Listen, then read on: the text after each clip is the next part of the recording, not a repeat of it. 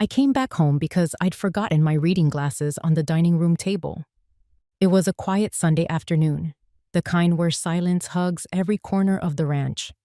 But as I opened the front door, I heard something that froze my blood. It was the voice of my son, Julian, whispering on the phone in French from his old bedroom. Yes, yes, the ranch is practically in my hands. All that's left is to close the deal with Cameron next week. My heart stopped. He didn't know that I also understood French perfectly. I stood paralyzed behind the door, feeling the world crumble beneath my feet. In 68 years of life, I never thought I would hear my own son plan my ruin in a language he thought I didn't understand. The old lady has no idea, he continued with a laugh that pierced my soul like a dagger. Tomorrow, we'll sign the last of the power of attorney documents. Everything will be ready for the transfer. His words were pure poison. Julian, my only son, the man in whom I had placed all my trust after his father's death, was conspiring against me. The ranch that my husband and I had built with so much sacrifice, the land that had been our family's home for decades, was all being handed on a silver platter to his greedy hands. Cameron already has the buyers lined up. He kept talking while I clung to the doorframe to keep from falling. Once we have total control, we can sell everything off in parcels. The north pastures are worth at least $300,000, and the main house another $200,000. It'll be a perfect deal. My breathing became shallow. How was it possible that my own son saw me as just an obstacle? When had he become so cold, so calculating? I remembered all the times I had signed papers he brought me, blindly trusting his explanations about modernizing the administration and protecting the family assets. Now, it all made sense. Every signature had been another step toward my own destruction. Don't worry, he told the person on the other end with a calm that terrified me. The old lady is very frail lately. She barely notices what she signs. Besides, everyone in town sees her as a confused old woman. No one will question a thing. Tears began to roll down my cheeks, not from sadness, but from a rage that was growing in my chest like a wildfire. Frail? Confused? I, who had managed this ranch alone for years after being widowed, who had raised this ungrateful wretch with a firm hand, who still got up every morning at 5 a.m. to supervise the work of the ranch hands. The meeting will be on Friday at Stephen's law office, Julian continued, and my blood turned to ice. Stephen, our trusted family lawyer, was also involved. He already has everything prepared. The documents look legitimate, but they actually give me total control over all the properties. Once signed, I can do whatever I want without the old lady being able to stop me. My legs trembled. Stephen had been my husband's friend for 30 years. We had trusted him to draft our will, to handle the estate paperwork when Arthur died. How could he have betrayed me too? Nausea washed over me as I thought of all the times I had sat in his office, signing documents he explained with a fatherly smile that now seemed utterly false. The stables will be the first to go, I heard Julian say, and my heart sank. My husband had built those stables with his own 2 hands when we were young. Our horses had been born there. Julian had learned to ride there when he was just 5 years old. Cameron says the buyers want to turn them into a strip mall. They're willing to pay up to $500,000 just for that section. A strip mall. They wanted to destroy a lifetime of memories to build a damn strip mall. The rage I felt was so intense I had to bite my lip to keep from screaming. How had I raised such a heartless son? At what point had the sweet boy who used to help me feed the chickens turned into this unscrupulous monster? The guest house has potential too, his phone conversation continued. We can tear it down and build condos. The land is perfectly situated for it. The guest house where we had hosted family for Christmas holidays, where my mother had spent her final years, where we had celebrated Julian's own baptism. Everything was going to be destroyed for money. I closed my eyes and took a deep breath. In that moment, I made a decision that would change everything. If my son thought I was a weak, confused old woman, then that was exactly what I was going to give him. But this time, I would be the one holding all the cards. He had completely underestimated the cunning of a woman who had survived recessions, economic crises, and the loss of the love of her life. I left the house as quietly as I had entered, pretending I had completely forgotten my glasses. A week later, when Julian showed up with his fraudulent documents and his fake smile, I would be completely prepared for what was coming. The war had begun, but he had no idea. That night, I didn't sleep a single minute. I lay awake in bed, staring at the ceiling as Julian's words echoed in my head like funeral bells. Every time I closed my eyes, I saw his mocking face saying, "The old lady has no idea." At 4 a.m., I got up and walked through the entire house, touching every piece of furniture, every photograph, every memory that could soon be in the hands of strangers. My life had been perfect until that cursed Sunday. Perfectly organized, perfectly quiet, perfectly predictable. After being widowed 5 years ago, I had found my rhythm. I got up every day at 6 a.m., prepared my coffee in the same white porcelain cup Arthur had given me for our 10th anniversary, and went out to survey my ranch like a queen inspecting her kingdom. I had my sacred, unbreakable routine. On Mondays, I reviewed the accounts with the help of Maria, my only trusted employee who had been with me for 15 years. Tuesdays, I visited the town's farmers market, where all the vendors knew me by my name and saved the best produce for me. Wednesdays were for the garden, my secret passion that Arthur had nurtured by planting red roses on our first anniversary. Thursdays, I organized my documents and paid the bills. Fridays were for quilting, a skill my mother had taught me that relaxed me like nothing else. The weekends were special. On Saturdays, Julian would come to have lunch with me. He'd tell me about his work in the city, ask about my health, and help me with paperwork that he claimed was too complicated for me. He brought me flowers, kissed my forehead, and told me I was the best mother in the world. Sundays were entirely mine. Church service in the morning, a quiet lunch, a nap, and my favorite rocking chair on the porch where, in the afternoons, I read romance novels I bought from the small bookstore in town. My house was my sanctuary. Every room told a different story of my life with Arthur. The living room where we had entertained friends for decades, with the piano where he played old jazz standards for me on rainy nights. The dining room where we had celebrated every one of Julian's birthdays, every Christmas, every family achievement. The kitchen where I had learned to cook my husband's favorite dishes, where we had planned our dreams while drinking tea. Our bedroom remained sacred to me. I kept Arthur's clothes in his closet, his watch on the nightstand, his books marked on the pages where he had stopped reading forever. At night, before sleeping, I would tell him about my day as if he were still there with me. I'd talk about the flowers in the garden, the cat's antics, the news from town. I never felt alone because his presence still filled every space of our home. My neighbors respected me deeply. I was known throughout the town as Mrs. Eleanor, the strong woman who had raised her son alone after being widowed, who managed her ranch with a firm but fair hand, who helped families in need without making a fuss about her good deeds. On Sundays after church, the ladies from town would come over to greet me, ask about my health, invite me to their quilting circles. I had a solid bank account that Arthur and I had built over 40 years of marriage. Our savings amounted to nearly $200,000, the result of a life of honest work and smart sacrifices. In addition, the ranch was valued at over $2 million according to the last appraisal we had done 2 years ago. We owned 200 acres of fertile land, a 5-bedroom main house, 3 guest houses, stables for 20 horses, and an orchard that produced fruit year-round. Arthur had been a man who looked ahead. Before he died, he had organized all our documents, updated our will, and left clear instructions on how to manage our finances. "Eleanor," he had told me during his last days, "never depend completely on anyone, not even Julian. Always maintain control of what is yours." At the time, I thought he was being overly cautious. Now I understood he had been prophetic. My relationship with Julian seemed perfect from the outside.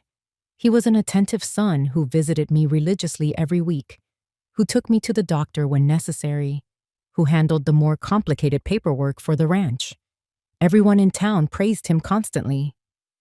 "You're so lucky, Mrs. Eleanor, to have such a dedicated son," the neighbors would tell me with genuine envy. Not all children take such good care of their elderly mothers. Julian worked as a manager at a real estate firm in the city, a 2-hour drive from the ranch. He had explained that his job involved evaluating properties, negotiating sales, and handling complex contracts. "It's the perfect job for me, Mom," he always said, "because it allows me to understand the real value of our ranch and protect our family's assets."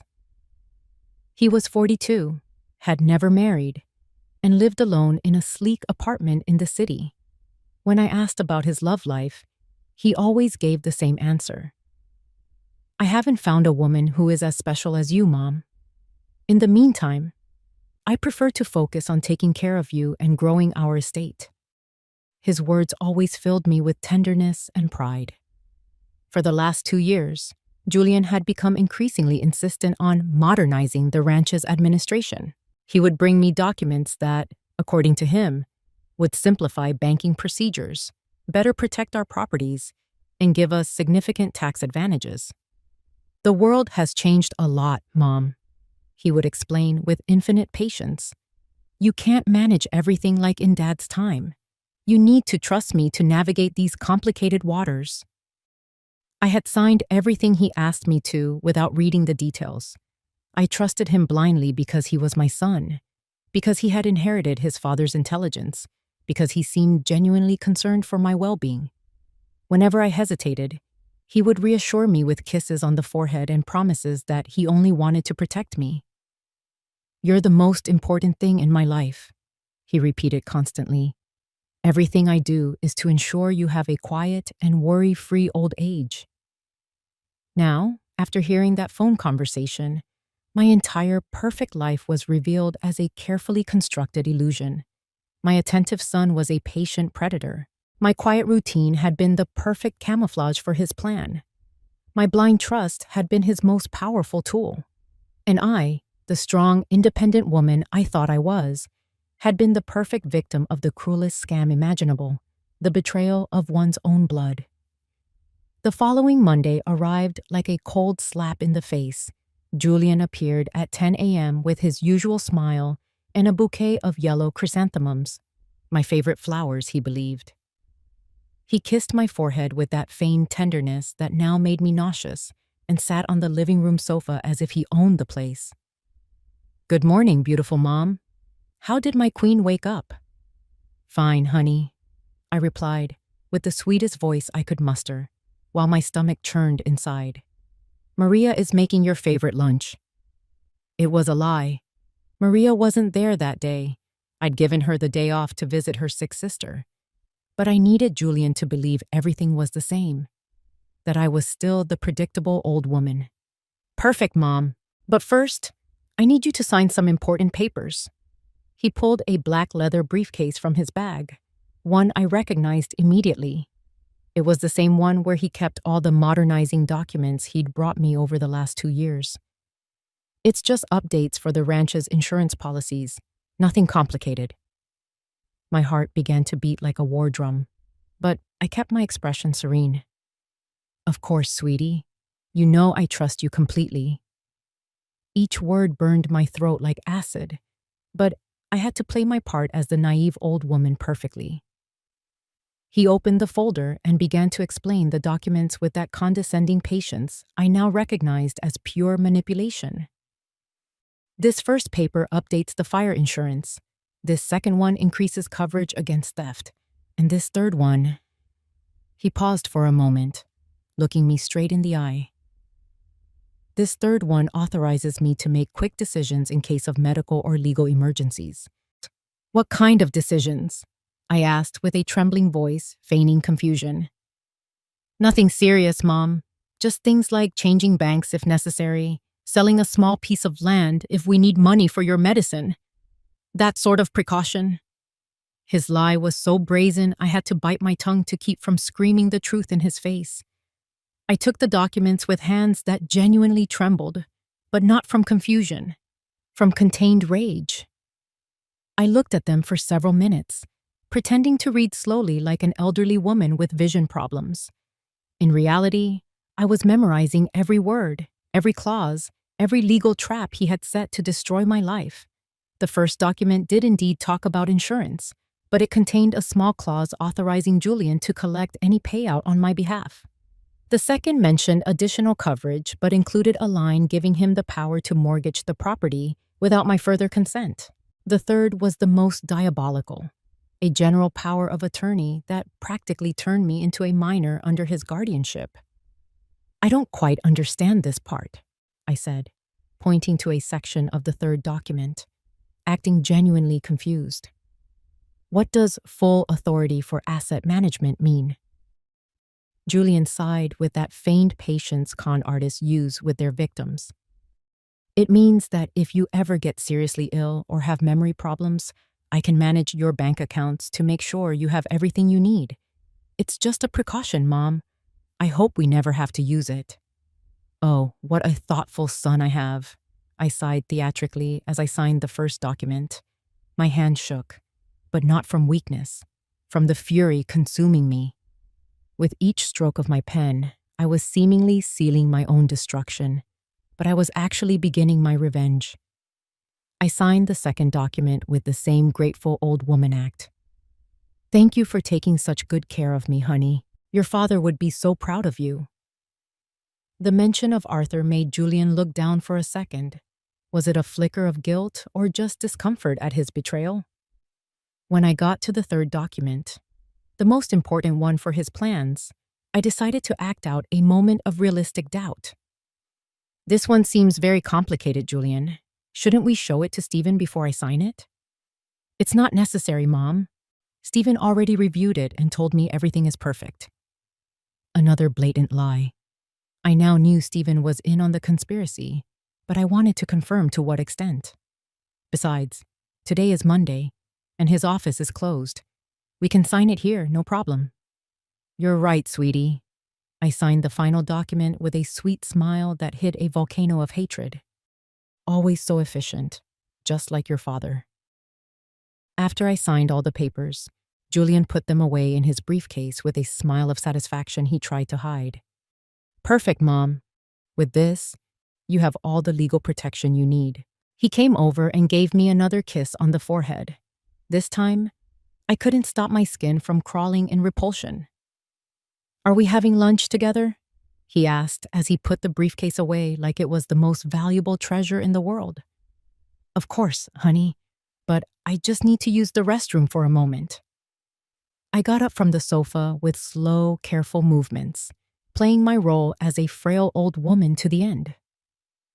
In the bathroom, I looked in the mirror and saw a woman who was no longer the same as she was a week ago. My eyes, which had always been sweet and trusting, now had a hard glint like steel. My face, which had shown only motherly love for 42 years, now hid a fierce determination I didn't even know I possessed. I returned to the dining room where Julian was already serving himself the lunch I had prepared that morning. His favorite pot roast, the same dish I had cooked for him since he was a child. I watched him eat with gusto while he planned my ruin, and I felt a mixture of pain and disgust I never thought I could feel for my own son. "It's delicious as always, Mom," he said, with his mouth full, completely relaxed now that he had the signatures he needed. "Nobody cooks like you." "It's a mother's love, honey," I replied sweetly, watching him chew every bite. A mother's love is the most important ingredient. After lunch, Julian said a hasty goodbye. He had an important meeting in the city. Now I knew exactly what kind of meeting it was, probably with Cameron and the buyers to start the process of selling my ranch. "I'll see you next Saturday, Mom. And remember, if you have any problems with the banks or need to sign anything urgent, call me immediately." He gave me one last fake kiss and left, whistling a cheerful tune, like a man who had just won the lottery. As soon as his car disappeared down the gravel road, I ran to my bedroom and pulled a metal box from my closet that I had kept for years in the back, behind my dresses. Inside were all the important documents for the ranch: original deeds, wills, insurance policies, bank statements. Arthur had taught me to always keep copies of everything, just in case.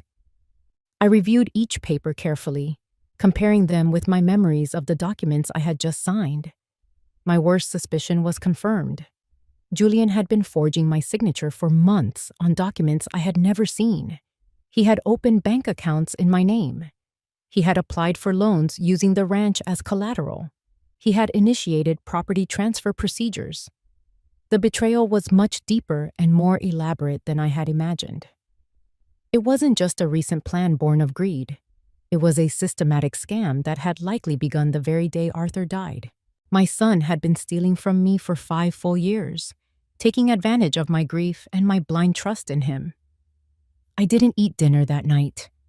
I sat in my rocking chair on the porch, watching the stars that Arthur and I used to gaze at together, planning every step of my counterattack. My son thought he had won the war, but the battle was just beginning. That night, I couldn't close my eyes for a second. I stayed up until dawn, sitting in my rocking chair, replaying every moment of the last 5 years with a completely new perspective. It was as if someone had turned on a cruel light, illuminating dark corners I had never wanted to see. Every sweet memory transformed into another piece of the puzzle of betrayal. I remembered Arthur's funeral. Julian had been so comforting, so strong, so protective. "Don't worry about anything, Mom," he had said as I wept over my husband's casket. "I'll take care of all the legal paperwork. You just need to rest and recover." At that moment, I had thought he was the most loving son in the world. Now I understood that it had been the beginning of his master plan. How many times had he taken advantage of my grief to make me sign papers? How many times had he used my tears as a smokescreen for his fraudulent maneuvers? I remembered a specific afternoon 2 months after the burial when he had brought me a stack of documents for Dad's life insurance. I was so emotionally shattered I could barely read, and he had been so patient, so tender. "Just sign here, Mom, and also here." Now I realized that probably not a single one of those papers had anything to do with Arthur's insurance. I thought of all the times he had taken me to the bank during these 5 years. "It's better if we update your account, Mom. Times have changed." I always sat in a chair while he talked to the employees, explaining that I was a bit confused because of my age, but that he had authorization to handle my affairs. The employees always smiled sympathetically and processed whatever he requested. How many accounts had he opened in my name? How many loans had he taken out using my property as collateral? How much money had he moved without my knowledge? The sheer scale of the betrayal took my breath away. He wasn't just a greedy son seizing an opportunity. He was a professional con artist who had been executing a detailed plan for years. I looked back on his weekly visits with new eyes. Every Saturday, he arrived with gifts, flowers, sweets, magazines, small tokens that made me feel loved and remembered. But always, absolutely always, he brought papers to sign. Just routine, Mom. Insurance renewals, bank updates, government forms. And I signed everything without reading, because I trusted him more than I trusted myself. When had he started to see me as an incapable old woman? Because that was the image he had built of me, both in his mind and in the minds of others. The poor, confused widow who depended completely on her wonderful son. It had been so subtle, so gradual, that I hadn't even noticed how he had been stripping me of my decision-making power. I thought about the conversations with the neighbors in town. "You're so lucky, Mrs. Eleanor. Your son takes care of everything." "Oh, I wish my son were as responsible as yours. You can tell he loves you so much. He's always looking out for you." Julian had carefully constructed a reputation as a model son, making it impossible for anyone to suspect his true intentions. He had even manipulated my social circle. I remembered how, after Arthur died, he had started subtly suggesting it wasn't a good idea for me to drive anymore. It's dangerous, Mom. Your reflexes change with age. He had insisted so much that I finally sold my car and began to depend on him to go anywhere. That had given him total control over my movements and my social interactions. I also remembered how he had started to advise against certain friendships. That Mrs. Ann is such a gossip, Mom. It's better not to tell her our family business. George seems like a nice person, but he's too nosy. It's not good for him to know so much about our finances.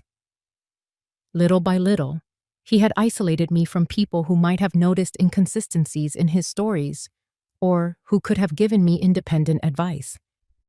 And what about Stephen, our supposed trusted lawyer? Now that I thought about it clearly, I recalled several strange situations in his office, documents he presented to me already prepared, without giving me time to read them, rushed explanations about changes in the law that required urgent updates, meetings where he and Julian exchanged glances that I had interpreted as fatherly complicity but now understood as communication between accomplices. The last time I was in Stephen's office, just 3 weeks ago, he had mentioned something about protecting the estate from potential future lawsuits. He had me sign something that supposedly put the ranch into a family trust to protect it from legal trouble. Now I understood that I had likely been signing the property directly over to Julian. But what hurt the most was remembering the intimate moments, the private conversations between a mother and son that he had used to manipulate me. The nights he would call just to ask how I was, when he told me I was the most important woman in his life, when he promised he would never leave me alone. It had all been an act. Had he ever truly loved me? Or had he only ever seen the money he could get from me?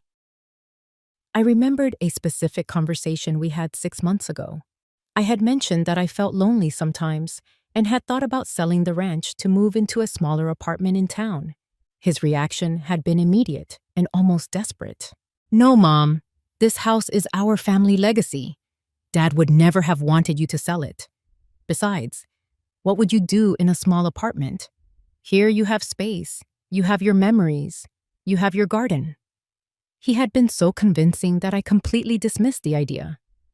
Now I realized his panic wasn't out of family sentimentality, but because my decision would have ruined all his plans. I also thought about his personal financial situation.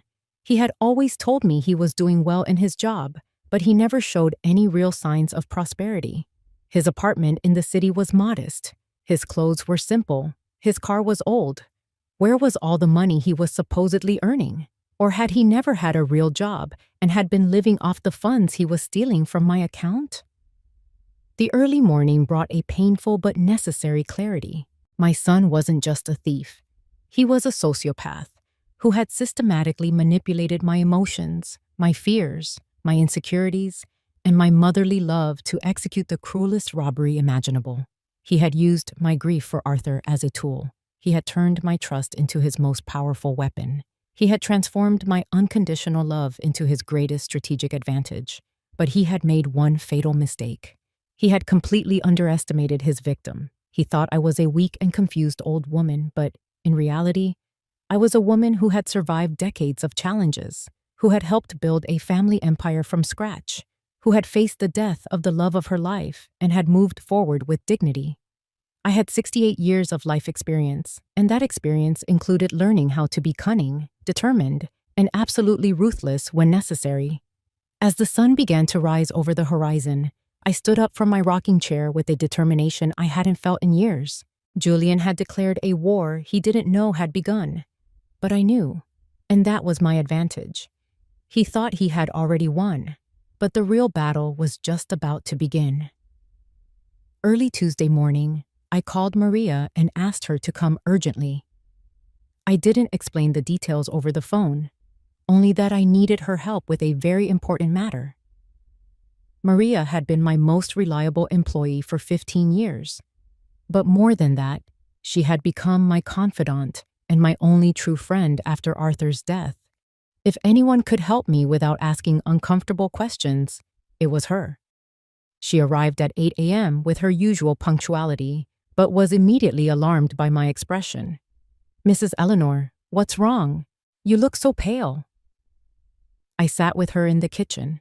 I made her coffee as we always did, but this time we didn't talk about the weather or town gossip. Maria, I need to ask you for something very important, and I need you to trust me completely. I told her everything I had discovered about Julian, from the phone conversation in French to the fraudulent documents I had signed the day before.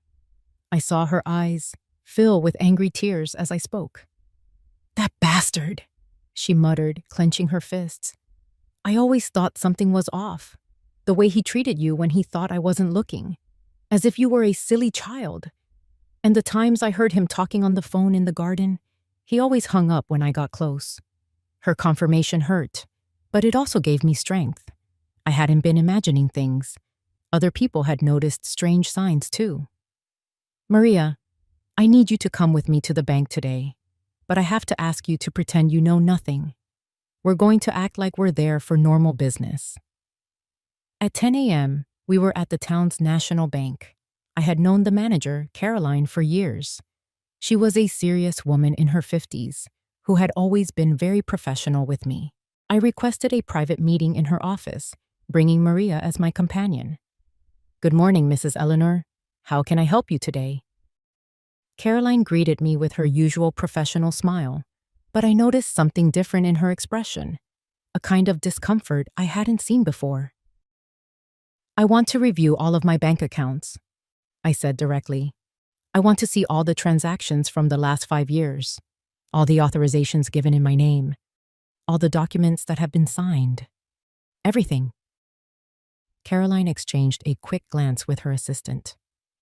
"Mrs. Eleanor, are you sure? That's a lot of information. Besides, your son Julian handles most of these matters for you. Perhaps it would be better if he were present to explain." "No," I interrupted firmly. "I want to see everything now. It's my money, and I have the right to know exactly what has happened to it." Over the next 2 hours, Caroline showed me a series of documents that took my breath away. In the last 5 years, Julian had opened 6 different bank accounts in my name.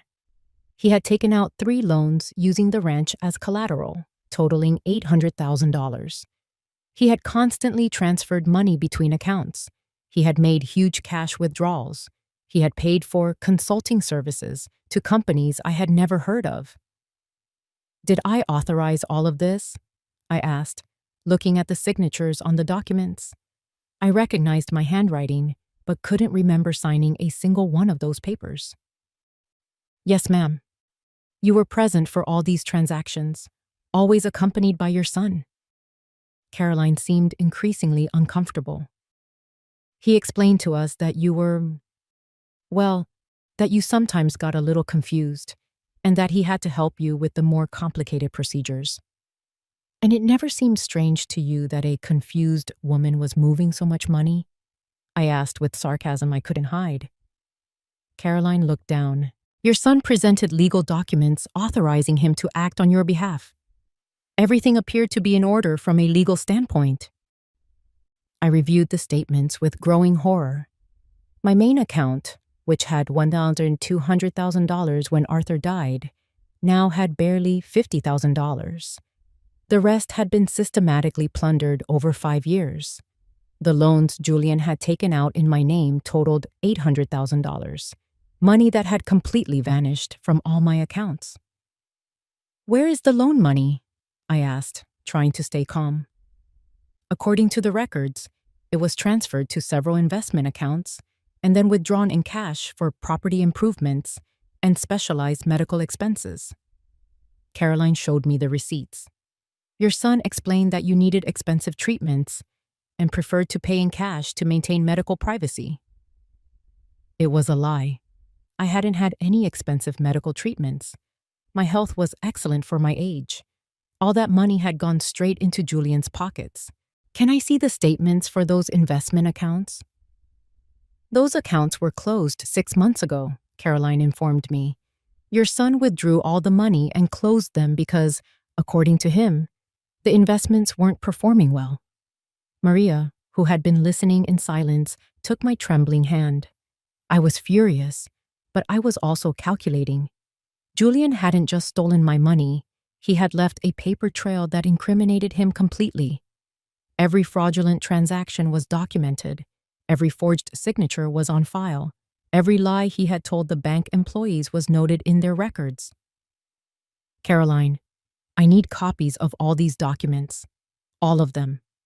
And I need you to explain exactly what authorizations my son currently has to manage my accounts. Caroline became even more nervous. Mrs. Eleanor, your son has a general power of attorney over all your finances. He can make any transaction, open or close accounts, apply for loans, transfer properties. He basically has total control. When was this power of attorney signed? 3 days ago, she replied, checking her files. On Monday afternoon, your son brought in the documents signed by you and notarized by Stephen. Monday, the day after I heard the phone call. The same day he had me sign the supposed insurance papers. One of those documents had been the general power of attorney, which practically made me a minor under his care. Does that mean he can sell my ranch without consulting me?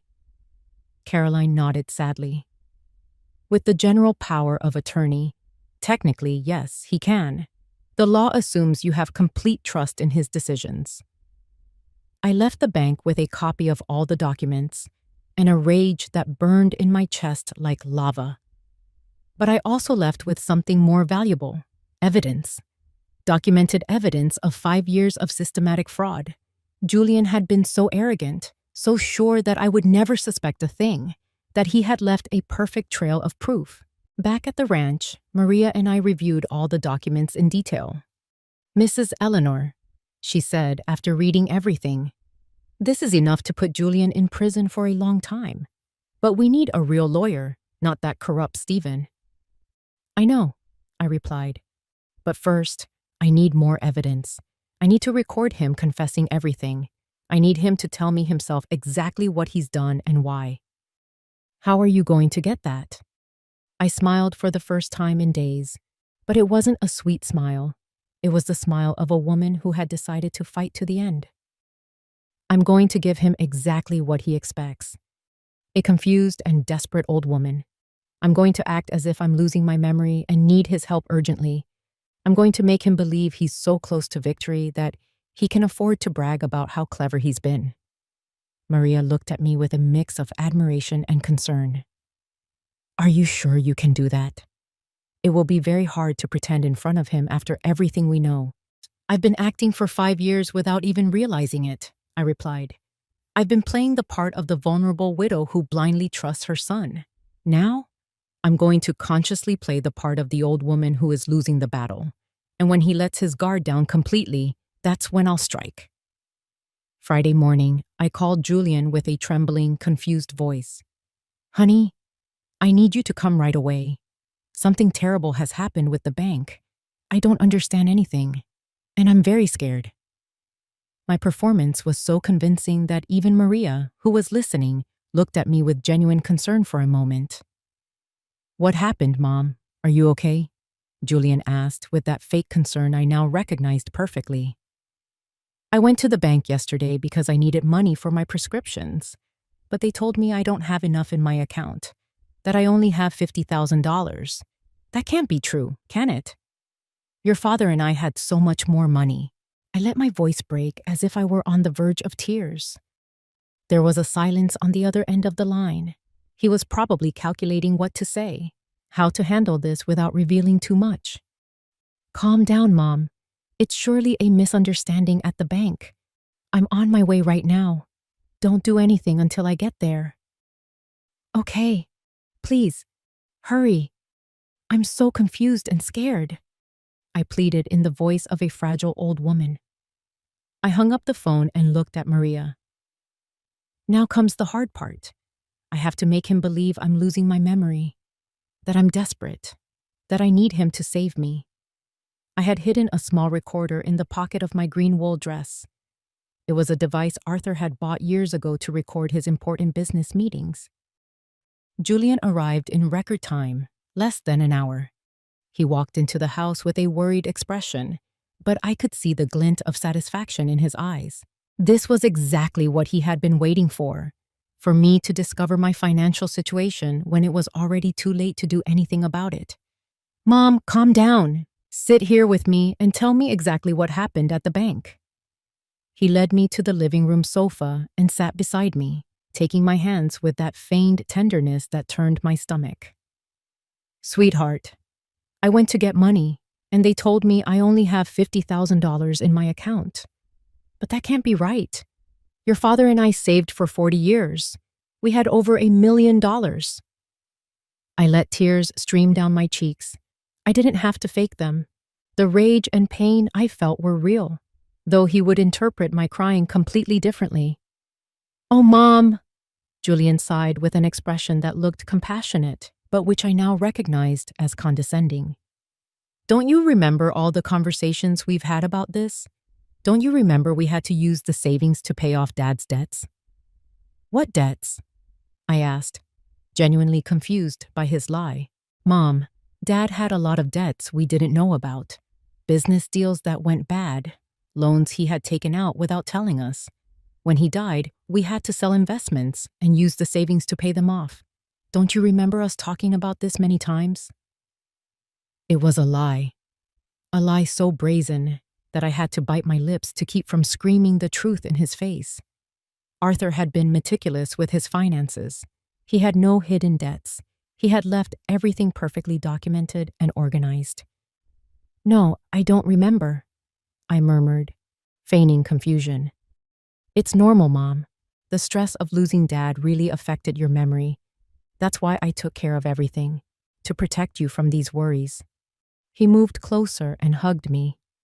But don't worry, $50,000 is enough for your monthly expenses for a long time. But what will happen to me when that money runs out? I asked with a trembling voice.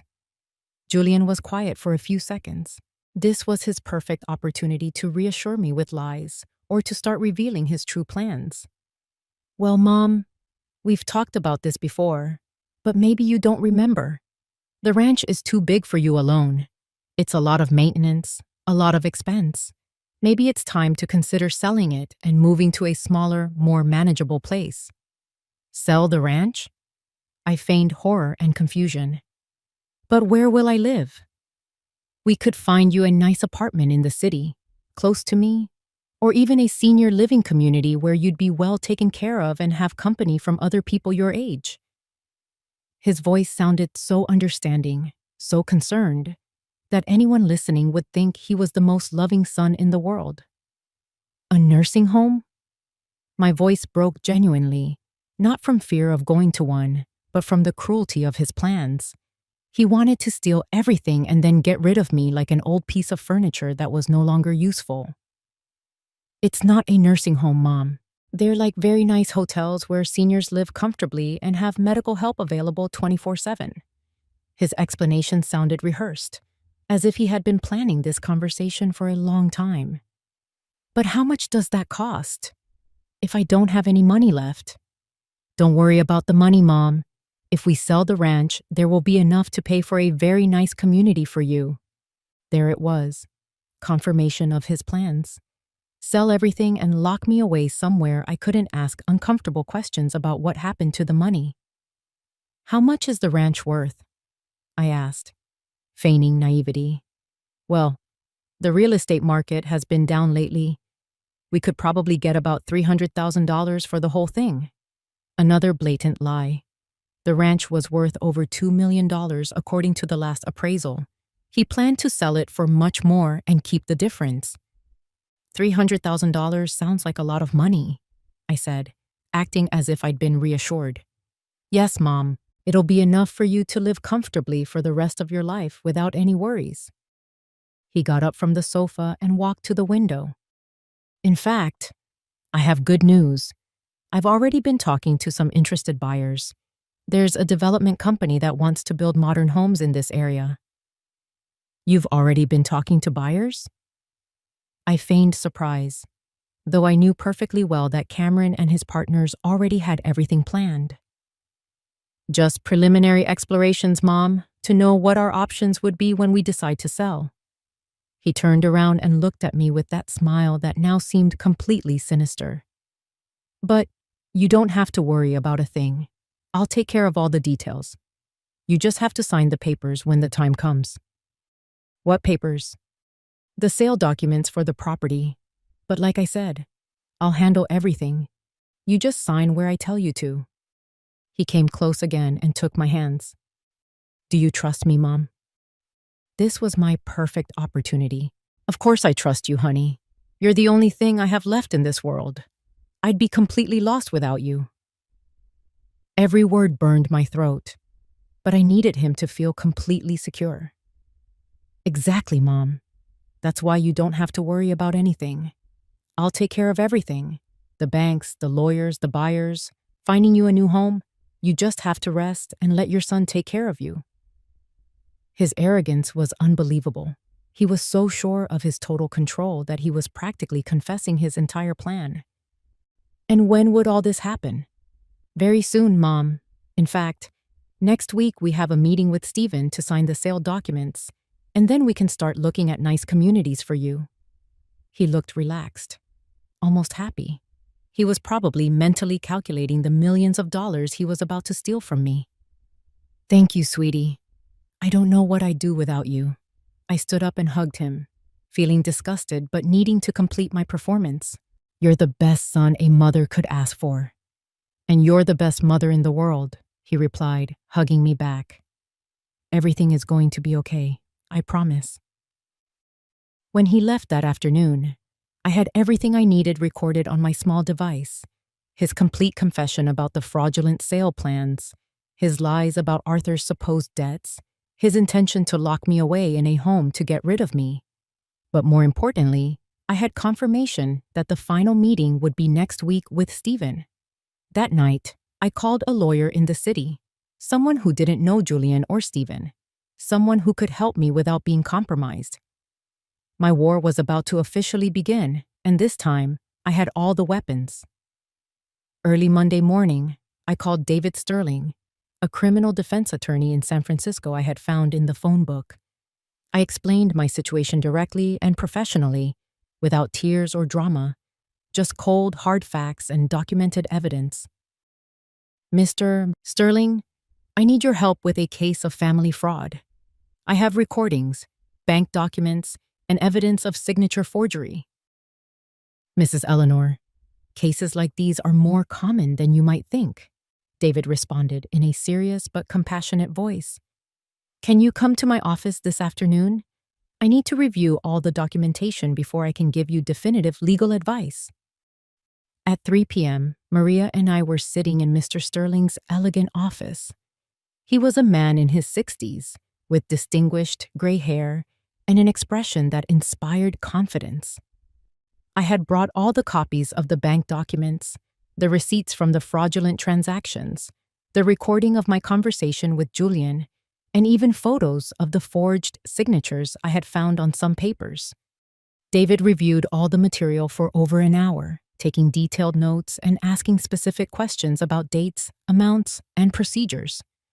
Mrs. Eleanor, this is a solid case of aggravated fraud, document forgery, and embezzlement. Your son could face between 8 and 15 years in prison for these crimes. But can we recover my money and my property? The property, yes, definitely. We have clear evidence that the power of attorney was obtained through deceit. The money will be more complicated, but if we can trace where it is or how it was spent, there's a possibility of recovering at least a significant portion.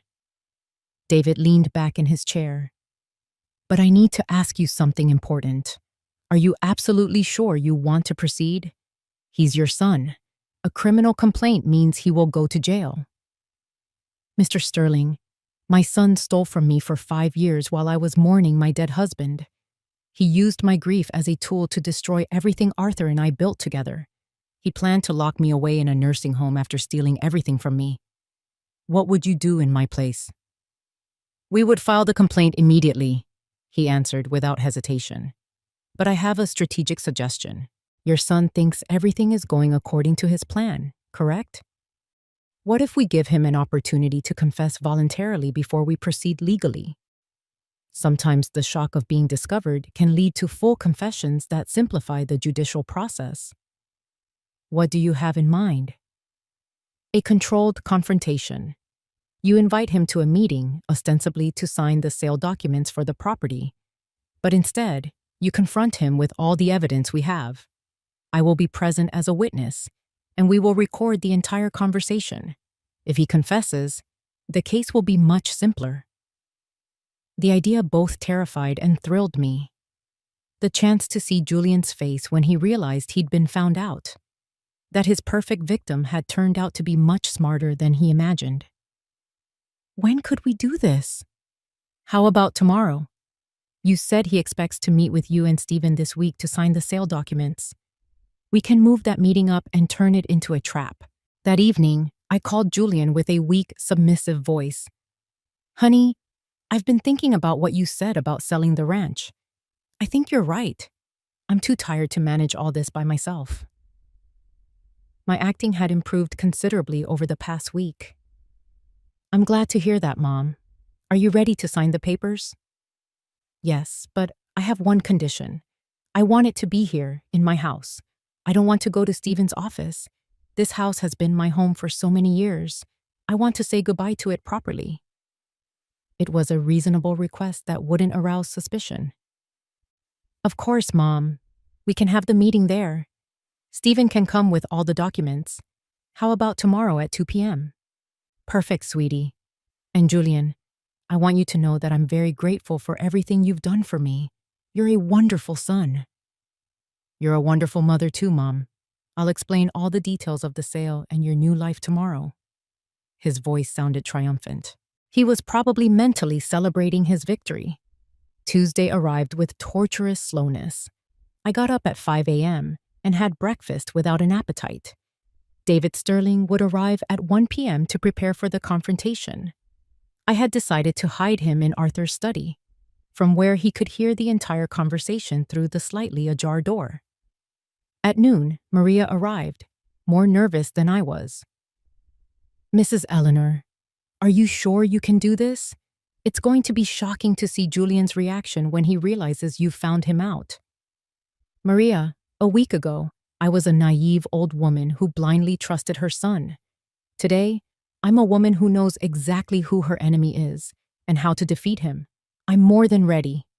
David arrived promptly at 1 p.m. We went over the plan one more time.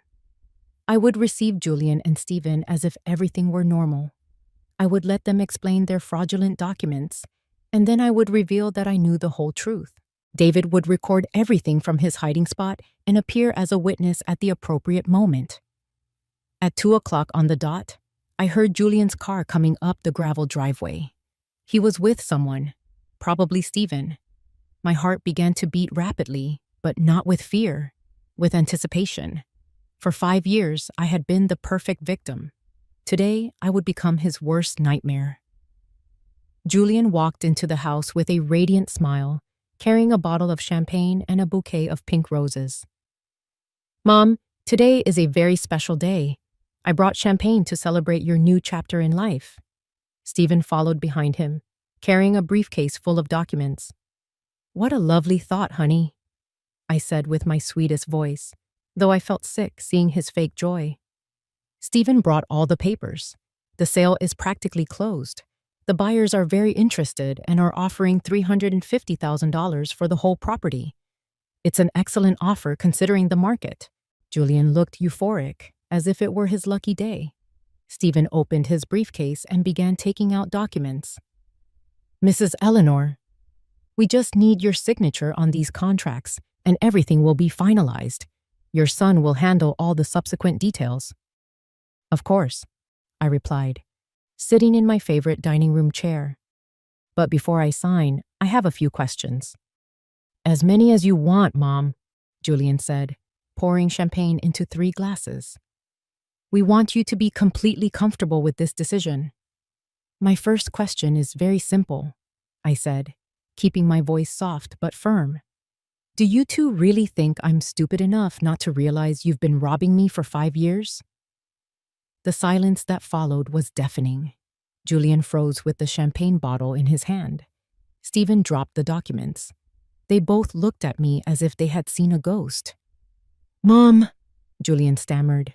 his voice trembling. My second question, I continued, rising from my chair, is did you really think that a woman who helped build this family empire from scratch wouldn't recognize a scam when she saw one? Mrs. Eleanor, I don't know what you're talking about, Stephen tried to say, but his voice sounded completely false. My third question, I said, walking towards the study where David was hidden, is, would you like to meet my lawyer before we call the police? I opened the study door, and David Sterling walked out, recorder in hand and a smile that promised justice. The look of absolute panic on Julian's face was the most satisfying thing I had seen in my entire life. The transformation in Julian's face was instant and brutal. In seconds, he went from triumphant euphoria to absolute panic. His face turned white as a sheet. He began to tremble visibly, and the champagne bottle slipped from his hands, crashing onto the hardwood floor. The sound of shattering glass echoed through the house like a harbinger of his imminent destruction. "Good afternoon, gentlemen," said David Sterling in a firm professional voice as he approached the dining room table. "I'm David Sterling, criminal defense attorney. I've been listening to your interesting business proposal." Stephen tried to react first, probably because he had more experience handling complicated legal situations. "Mrs. Eleanor, I think there's a huge misunderstanding here. We are only trying to help you with the sale of your property." "Help me?"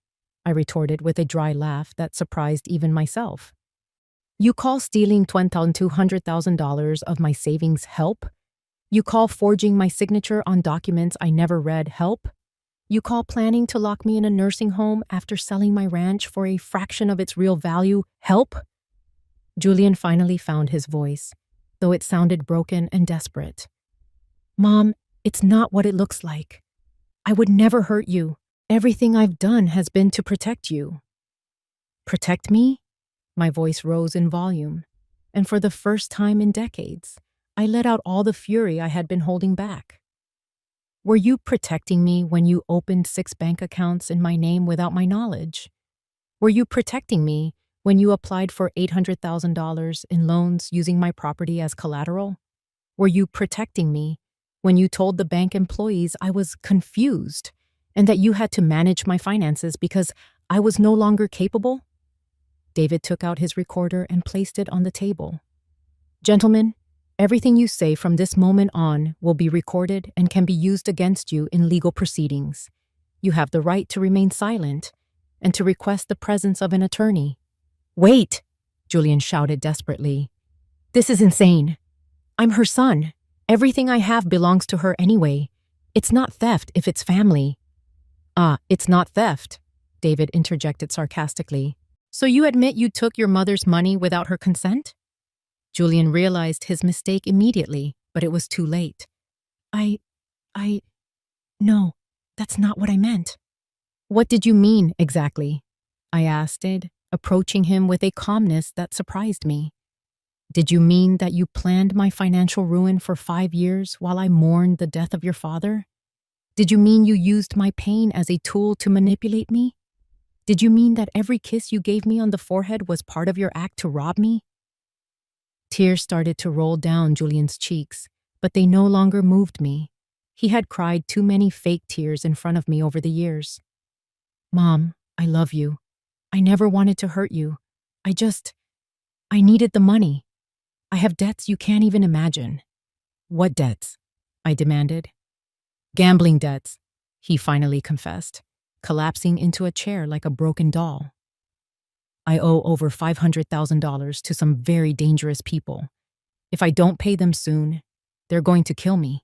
The revelation hit me like a slap. My son wasn't just a thief. He was a gambling addict who had risked our entire family legacy to feed his addiction. "For how long?" 10 years, he mumbled without looking up. "It started small, sports betting, online casinos. But it got out of control when Dad died. I thought I could use some of your inheritance temporarily, win enough to pay my debts, and put it all back before you noticed." "But you lost more money betting," I completed the story. "Yes, he admitted between sobs. Every time I lost, I thought the next bet would be the one, that I could win it all back and repay you. I never planned for it to go this far. Stephen, who had been silent during this devastating confession, decided to try to salvage something. Mrs. Eleanor, Julian is young and made mistakes, but we can fix this without involving the authorities.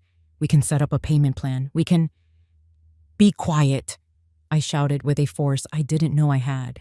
You are just as guilty as he is. You knew exactly what you were doing. You prepared all the fraudulent documents. You lied to my face for years, pretending to be the family's trusted lawyer. Stephen stood up nervously. I only followed Julian's instructions. He told me you had authorized everything, that you had memory problems and— Lies, I interrupted. You knew perfectly well that I was of sound mind. You knowingly participated in this scam because Julian was paying you with my own money. David Sterling took detailed notes of every confession. Mr. Stephen, how much money did you receive for preparing fraudulent documents? Stephen remained silent, but his silence was more telling than any confession. Mom, Julian tried one last time. I know what I did was wrong, but I'm your son, your only son. If you turn me over to the police, you'll ruin my life forever. I looked him straight in the eyes, and in that moment, I clearly saw the stranger he had become. There was nothing left of the sweet boy I had raised with so much love. Julian, you ruined your own life the day you decided to steal from your mother. I'm just making sure you pay the consequences for your decisions. But I'm your family, he screamed in desperation. Family doesn't steal, I replied, my voice cold as ice. Family doesn't lie. Family doesn't plan to lock you in a nursing home after robbing you blind. You are not my family, Julian. You are a con artist who happens to share my last name. At that moment, an unexpected figure appeared in the doorway. It was Cameron, Julian's partner he had mentioned on the phone call I'd overheard last Sunday. He was a well-dressed man in his 50s, with the look of a successful businessman. Good afternoon, he said with a confident smile as he walked in uninvited. I hope I'm not late for the contract signing. The silence that followed was absolutely dramatic. Cameron took in the scene. The spilled champagne on the floor, the scattered documents, the panicked faces of Julian and Stephen, my furious expression, and the unexpected presence of David Sterling with his recorder. Am I interrupting something important? Cameron asked, beginning to realize that something had gone terribly wrong. Perfect, I said with a smile that promised revenge. Now we have all the conspirators gathered in one place. Mr. Sterling, I think it's time to call the police. Cameron's expression shifted instantly from confidence to alarm as he fully understood the situation. I just came for a legitimate business meeting. Legitimate business? I asked sarcastically. Buying a property worth over $2 million for $350,000? Does that seem legitimate to you? David was already dialing the police on his cell phone. District Attorney's Office. I need to report a case of aggravated fraud, document forgery, and conspiracy. In that moment, I knew I had won the war. All the guilty parties were present. All the confessions had been recorded.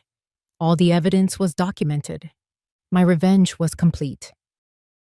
6 months later, I was sitting in my favorite cafe in town, the same one where Arthur and I used to have breakfast on Sundays after church. But this time, I wasn't alone reminiscing about the past. I was with Maria, celebrating the present and planning the future. The table was covered in legal documents, but these represented victory, justice, and a new beginning. Mrs. Eleanor, I can't believe everything that's happened, Maria said, stirring her latte. When I think about how close you came to losing everything— But I didn't lose it, I replied with a genuine smile I hadn't felt in years. I got all my money back, I kept my ranch, and most importantly, I got back my dignity and my strength. The trial had been swift and conclusive. With all the recordings, bank documents, and confessions David Sterling had obtained, the prosecutor had no trouble building a solid case. Julian was sentenced to 12 years in prison for aggravated fraud, document forgery, and embezzlement. Stephen received 8 years for complicity and forgery of legal documents. Cameron, who turned out to have a record for real estate scams, was sentenced to 10 years. But the most satisfying part hadn't been seeing them sentenced. It was recovering everything they had stolen from me.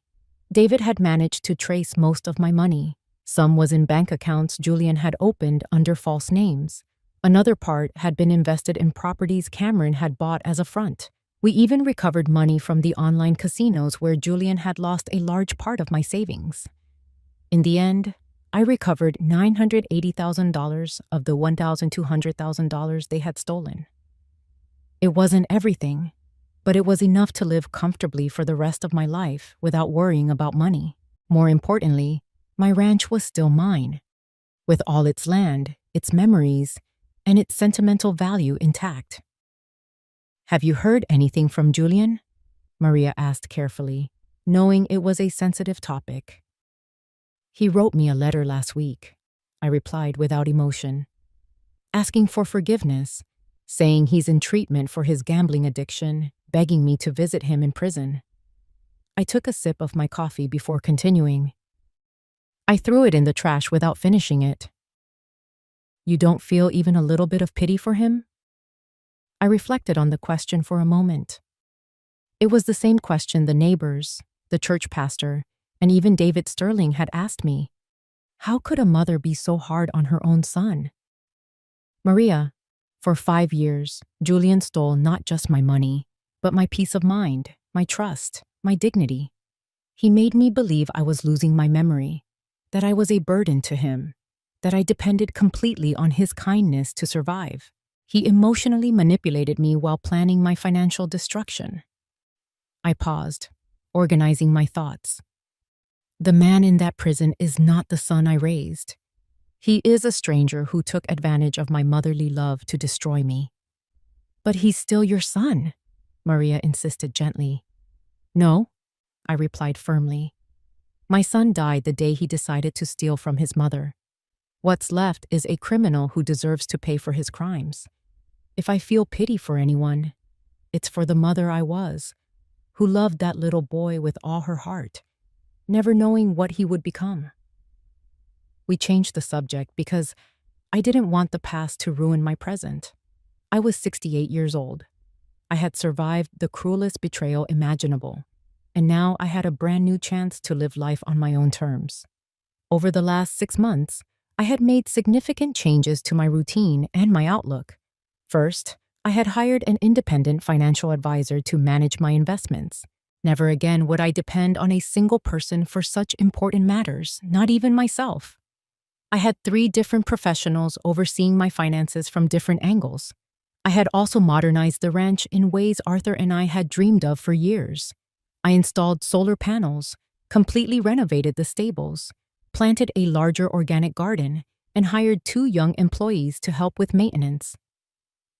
The property had never been so beautiful and productive. But the most important change was internal. I was no longer the vulnerable widow who blindly trusted others.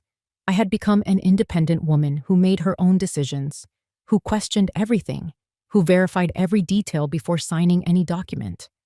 I was a stronger, wiser version of myself. "And what are your plans for the future?" Maria asked as we ordered a second round of coffee. "Many plans," I answered with enthusiasm. "First, I want to travel. Arthur and I always dreamed of seeing Paris, but we never found the perfect time. Now that I have my money and my freedom back, I'm going to fulfill that dream. I already bought the tickets for next month." "How exciting! Are you going alone?" "I'm going alone, and I'm happy to do it," I replied with pride. For too many years, I depended on others to make important decisions. This trip will be completely mine. And after Paris? I want to dedicate myself to helping other people who might be in situations similar to mine. David Sterling told me there are many elderly people who are victims of family scams, but don't know how to defend themselves or are afraid to report their own children. I grew excited as I spoke about this new mission. I'm thinking of creating a foundation that offers free legal advice and emotional support to victims of family fraud. That's a wonderful idea, Maria said with admiration. Your experience could help so many people. Exactly. I want my story to serve a purpose beyond just my own justice. I want other people to know that it's never too late to fight back. That being older doesn't mean being helpless. That real family love never includes abuse or manipulation. We finished our coffee as I told her more details about my future plans. I wanted to learn French formally, not just the basic phrases Arthur had taught me. I wanted to take painting classes, something that had always interested me but I never had time to explore. I wanted to meet new people, form friendships based on shared interests rather than simple proximity. When we left the cafe, we walked slowly to my car, the same car I had bought back after regaining my financial independence. Driving it back to my ranch, I felt completely free for the first time in years. That night, before sleeping, I did something I hadn't done since before discovering Julian's betrayal. I spoke to Arthur, just as I used to every night. My love, I had a beautiful day. I'm okay. I'm strong. And I'm ready for whatever comes next. I think you'd be proud of how I handled this whole situation. I looked at his photograph on the nightstand and smiled. You taught me that real family protects and cares, never destroys. You taught me to be strong when necessary. You taught me that real love never asks you to sacrifice your own dignity. I settled into bed, feeling completely at peace. Tomorrow, I start a new life, Arthur. A life where I am completely free, completely independent, and completely my own. Through the window, the soft light of the full moon streamed in, illuminating my room with the same serenity I had felt during my first years of marriage. It was a new beginning, a second chance to live on my own terms. I fell asleep that night with a smile on my lips and a heart full of hope. I was 68 years old. I had survived the most painful betrayal imaginable. I had fought for my justice, and I had won. But more important than all of that, I had discovered that it's never too late to reclaim your power, your dignity, and your right to be happy. Today, I am alone, but for the first time in many years, I am completely at peace. A year later, I was sitting in a Parisian cafe, exactly as Arthur and I had dreamed of for so many years. The Eiffel Tower stood majestically in the distance as I savored a perfect croissant and read a letter that had just arrived from Florida. It was from a 73-year-old woman named Deborah, whose daughter had been stealing her pension for months. Dear Mrs. Eleanor, the letter said in a shaky hand, I saw your interview on television about the Golden Hope Foundation and wanted to write to thank you. Because of your story, I found the courage to report my own daughter. I thought I was crazy for distrusting her, but you taught me that a mother has the right to defend what is hers. I smiled as I folded the letter carefully. It was the fifth similar letter I had received that week. My foundation had helped over 200 families in the last 8 months, providing free legal advice, psychological support, and resources for seniors who were victims of family financial abuse. My phone rang, interrupting my thoughts. It was Maria calling from the ranch. Mrs. Eleanor, how's Paris? Beautiful, Maria. I visited the Louvre yesterday, and tomorrow I'm taking a painting class by the Seine. My voice sounded cheerful and relaxed. How are things back there? Everything's perfect. The new hires are doing great work in the orchard. And David Sterling called to say another large donation came in for the foundation. A businessman from Chicago, whose mother was scammed by his brother, wants to support the cause. Excellent. When I get back next week, we'll review all the new cases. I paused to admire an elderly couple walking hand in hand down the street. Maria, have you heard anything from... No, she interrupted gently, knowing exactly who I was referring to. I haven't heard anything about Julian, and frankly, I think it's for the best. She was right. The first few months after the trial, I had felt a strange mix of relief and melancholy. relief for having my life and dignity back, but melancholy for the definitive loss of the son I thought I had. Over time, the melancholy had completely disappeared. Now, all that remained was a lesson learned and an unshakable determination to live life to the fullest. After hanging up with Maria, I decided to wander the streets of Paris with no particular destination. During my month in France, I had discovered a version of myself I never knew existed. An adventurous, curious, completely independent woman. I had taken French classes, visited museums, met fascinating people, tried new food, and slept in late without anyone questioning my decisions. In a small art gallery, I stopped in front of a painting of an older woman painting in a garden full of flowers. The woman in the painting had a serene but determined expression, as if she had finally found her purpose in life. I recognized myself in that image. "It's beautiful, isn't it?" a voice said in English with a slight European accent. I turned and saw a man in his 70s, elegantly dressed, with kind eyes and a genuine smile. "Yes, very beautiful," I replied. "It reminds me of someone I know." "My name is Gilbert," he introduced himself, extending his hand. "I live in Paris, but I'm originally from Boston." "Eleanor," I replied, accepting his handshake. "From California." We began talking about art, about travel, about life. Gilbert was a widower like me. He had lost his wife 3 years ago and had decided to move to Paris to start a new chapter. He was an amateur painter, loved classical music, and had a contagious laugh that immediately put me at ease. "Would you like to have a coffee with me?" he asked after an hour of fluid conversation. "I know a charming place near the Luxembourg Gardens." For a moment, I hesitated. For decades, my life had been defined by my relationship with Arthur, then by my role as a mother, and finally by Julian's betrayal. The idea of meeting someone new, of opening my heart to new possibilities, was dizzying. But then I remembered the most important lesson I had learned during this year of transformation. It's never too late to start something new, to take a risk, to live fully. "I'd love that," I replied with a smile. We walked together through the cobblestone streets of Paris as he told me stories of his life, and I shared some of mine. I didn't tell him about Julian, about the betrayal, about the pain. Those were parts of my past that had already served their purpose, to make me stronger, wiser, more independent. At the cafe, we ordered red wine and French cheese. Gilbert showed me photographs of his paintings and told me about his plans to open a small exhibition. I told him about my foundation, about my desire to help others, about my new dreams of traveling the world. "You're an extraordinary woman, Eleanor," he said as we toasted with our wine glasses. "It's clear you've lived through a lot and have come out stronger for it." "I've learned that life can change completely at any moment," I replied. At 68, I discovered I could be a completely different person than I thought I was. As the sun began to set, Gilbert walked me back to my hotel. As we said goodbye, he asked if I would like to have dinner with him the next day.